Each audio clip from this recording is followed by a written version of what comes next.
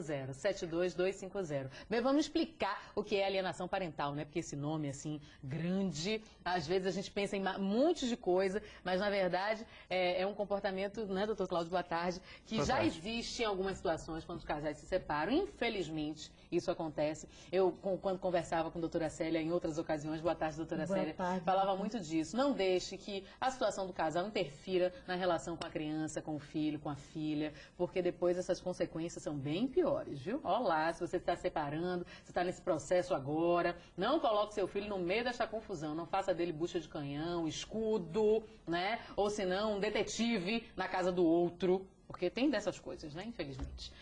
Doutor Cláudio, o que é alienação parental? Por que acontece isso? Bem, a alienação parental, como você já explicou muito bem, é o ato em que um dos genitores denigre a imagem do outro em relação ao filho. Isso comumente, como você fala também, você falou, isso comumente ocorre no processo de separação em que não há um entendimento entre os pais. Mas eu costumo sempre muito dizer que a alienação parental faz parte do desenvolvimento normal de qualquer sujeito.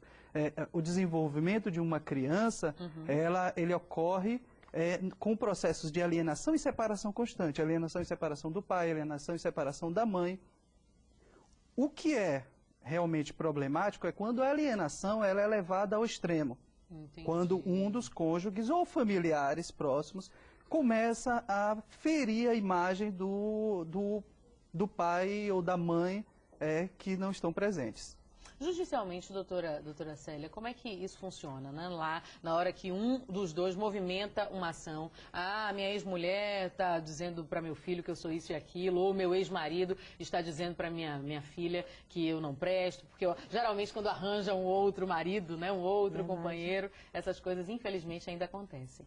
Acontece, Rita, e você vê que é uma situação difícil, porque quando chega ao judiciário, uma questão de alienação parental, há que os operadores do direito têm muito cuidado para perceber no início do processo, para adotar as providências devidas, no sentido de encaminhar aquele que está com a guarda, aquele que está praticando a alienação mental, a alienação parental na criança ou no adolescente, para que esse fato não vá adiante. Para coibir logo no início. Porque o que é que gera? Gera o afastamento do filho daquele que não está com a guarda. Aquele que está com a guarda, o guardião, começa a alienar, a praticar atos contra o não guardião para afastá-lo da convivência familiar. E isso é muito sério. Quando chega no judiciário, há necessidade de um trabalho com assistente social, visitas, com psicólogo. Para quê? Para tomar as providências devidas antes que esta situação se prolongue e o prejuízo maior para a criança e o adolescente. Olha, já tem uma anônima que mandou pergunta aqui através do 72250, mensagem de texto do celular. 72250, ela pede para não ser identificada, ok, anônima, não tem problema nenhum. Doutores, estou separada há 3 anos. Agora comecei a me relacionar. Antes, meu ex-marido não causava problema algum, nos falávamos, de 15 em 15 dias o meu filho fica com ele e com a nova esposa dele e eu nunca disse nada.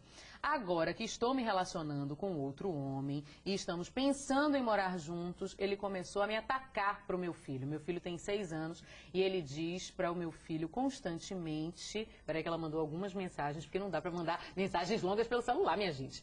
Mas aí ela diz aqui, ele começou a me atacar constantemente, dizendo ao meu filho que não presto, que sou uma mulher de vida dupla e outras coisas. Tudo isso para uma criança de 6 anos. Anônima. Pronto. É isso, você mandou 3 mensagens, eu fiz aqui uma conexão. 6 anos, ela está separada há 3 anos, enquanto ela não tinha, parece que a gente estava adivinhando, né? Enquanto ela não tinha arranjado um marido, um namorado, enfim, estava tudo certo, ele já está lá com a outra relação dele, com a mulher dele, e ela nunca procurou nada. Como é que fica essa situação? Veja, o fato, enquanto ela estava sozinha, tudo bem. A partir do momento em que ela arruma um companheiro, um namorado, ele começa o quê? A sentir o ciúme. O ciúme não só em relação àquela companheira, ex-companheira ou ex-mulher, que já não é mais esposa dele, mas que é o fato de estar sozinho. ele ainda Sim. se mantinha como se estivesse presente na vida dela. E, ademais, o fato de um outro homem estar convivendo com aquela mulher e o medo de que aquele homem vá assumir a paternidade em relação ao filho. E aí, qual é o problema? O que é que acontece? Ele começa a denegrir a imagem da mãe, a falar mal dela, a tecer comentários desonrosos em relação à conduta da mãe. Para o quê? Afastar o filho da mãe.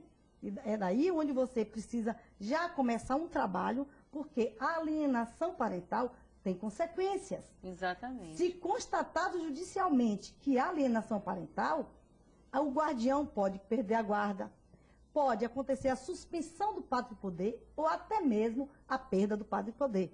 E, doutor Cláudio, numa situação como essa, dá para reunir, não sei, porque tem uma criança, né? Mas se fosse maiorzinho, o pai, a mãe, os cônjuges novos e o filho, né? Chegar e dar uma homogeneizada em tudo e tentar resolver na conversa, no consultório? Na verdade, quando surge uma lei dessa, eu penso que é porque não é possível os controles sociais e naturais serem feitos. Quando surge uma lei para controlar a alienação parental, é porque os abusos já vêm ocorrendo na sociedade e a própria sociedade não tem os meios devidos para, naturalmente, resolver essa questão. Então, se chama aí, alienação, é interessante que essa lei também, ela convoca uma equipe interdisciplinar para intervir no processo. Sim. As punições, as penas que podem ser dadas são nos casos de não haver uma solução com essa equipe.